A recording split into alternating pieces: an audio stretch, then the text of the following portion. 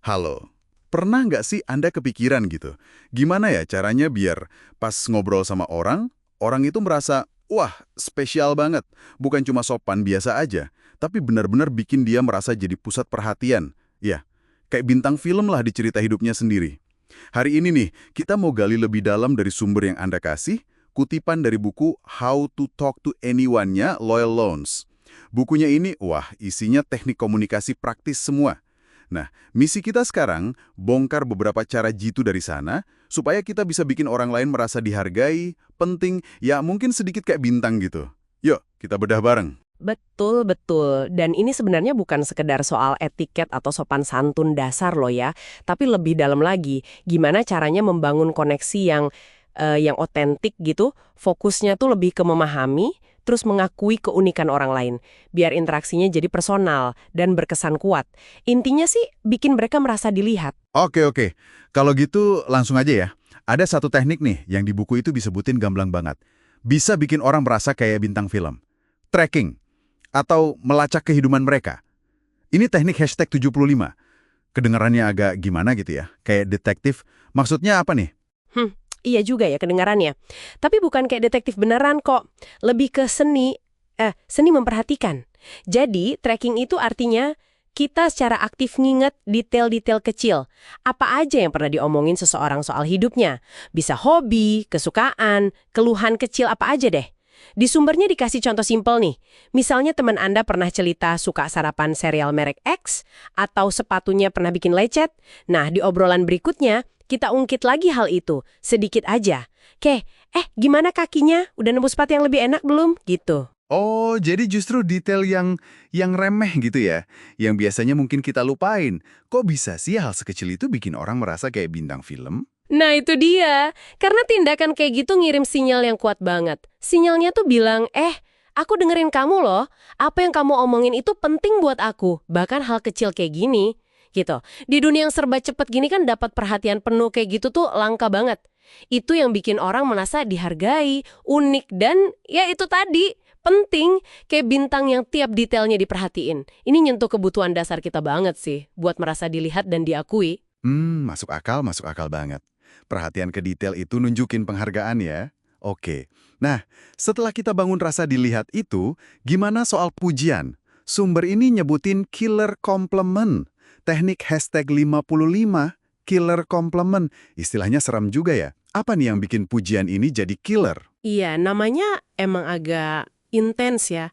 Tapi killer compliment ini emang bukan pujian basa-basi biasa.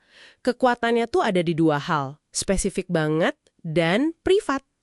Menurut aturan hashtag 1 di buku itu, pujian model begini harus disampaikan secara pribadi, empat mata aja. Bukan sesuatu yang kita teriakin di tengah keramaian gitu. Terus yang kedua isinya. Harus spesifik banget nyorot kualitas atau tindakan unik orang itu. Sesuatu yang mungkin jarang disadari atau dipuji orang lain.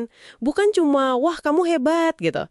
Tapi mungkin lebih ke, aku kagum deh tadi cara kamu ngadepin situasi sulit itu tenang banget. Atau senyum kamu pas berhasil nyelesain proyek itu tadi, wah nular banget sumpah. Gitu contohnya. Spesifik, personal.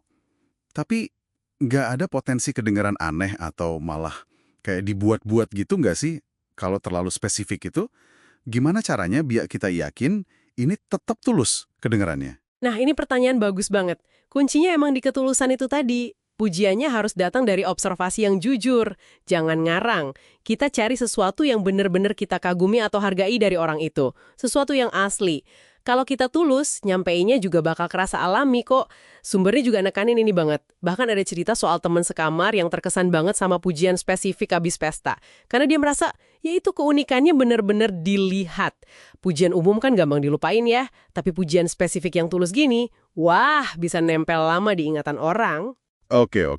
Jadi kuncinya observasi yang tulus, terus cari momen yang pas buat nyampeinnya secara privat ya? Sip. Nah, selain perhatian terus-menerus lewat tracking sama pujian spesifik tadi, gimana soal kesan pertama? Ada nggak cara buat langsung bikin suasana hangat gitu, instan? Buku ini nyebutin teknik hashtag 6, Hello Old Friend. Ada. Teknik Hello Old Friend ini unik nih. Fokusnya bukan pada apa yang kita omongin, tapi lebih ke mindset kita pas ketemu orang baru. Tekniknya simpel banget sebenarnya. Pas kita mau ketemu seseorang pertama kali, bayangin aja sebentar, kita tuh lagi ketemu teman lama, teman dekat yang kita suka banget dan kangenin banget. Cuma ngebayangin gitu aja, terus efeknya gimana? Kok bisa? Berubah. Nggak sadar, mungkin alis kita jadi agak naik dikit, terus melembut. Senyum kita jadi lebih tulus, lebih hangat. Postur tubuh kita juga jadi lebih terbuka. Nah, reaksi-reaksi mikro ini kebaca sama lawan bicara kita secara bawah sadar. Mereka bakal ngerasain semacam gelombang kehangatan gitu. Rasa diterima seketika. Jadi mereka merasa nyaman dan diterima, bahkan sebelum kita banyak ngomong. Kayak ngirim sinyal nonverbal, wah seneng nih ketemu kamu. Wow, keren banget ya. Kekuatan pikiran sama bahasa tubuh nonverbal berarti ya. Oke, kalau dirangkum nih ya, dari sumber ini kita dapat 3 cara bikin orang merasa istimewa. Pertama, tracking, ngelacak detail kecil hidup mereka buat nunjukin perhatian tulus. Kedua, kasih killer compliment, pujian yang spesifik banget, personal, dan disampaikannya privat. Ketiga, pakai mindset hello old friend pas ketemu orang baru, biar langsung mancarin kehangatan.